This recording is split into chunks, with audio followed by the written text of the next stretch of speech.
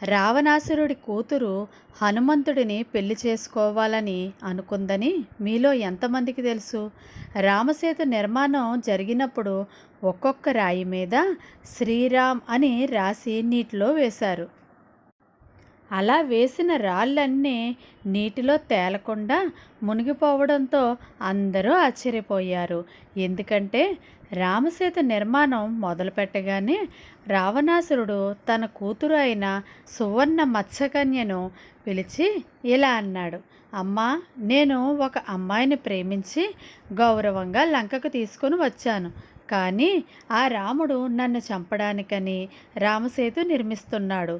ఎలాగైనా నువ్వు వెళ్ళి ఆ రామసేతు నిర్మాణాన్ని నాశనం చెయ్యాలి, లేకపోతే నా మరణం తథ్యం అని ఏడుస్తాడు.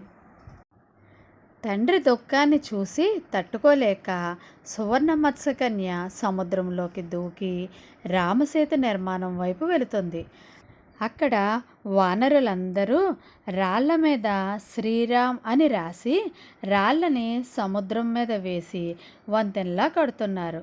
అది చూసిన మత్స్యకన్య ఆ రాళ్ళని మునిగిపోయేలా చేస్తుంది.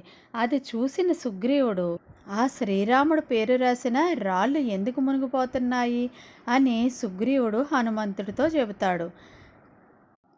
ఇప్పటి వరకు తేలిన రాళ్ళు ఇప్పుడు ఎందుకు మునిగిపోతున్నాయి అని హనుమంతుడికి అనుమానం వచ్చి సముద్రంలోకి దూకి మునిగిపోయిన రాళ్ల కోసం వెతకసాగాడు. రాముడు పేరు రాసిన రాళ్ళని సముద్రంలో నివసించే జలకన్యలు తీసుకొని వెళ్ళడం గమనించాడు. హనుమంతుడు కూడా వాళ్ళ వెనకాలే మెల్లిగా వెళ్ళసాగాడు. జలకన్యలు ఆ రాళ్లను వాళ్ళ రాణి అయిన సువర్ణ మత్స్యకన్యకు ఇస్తారు.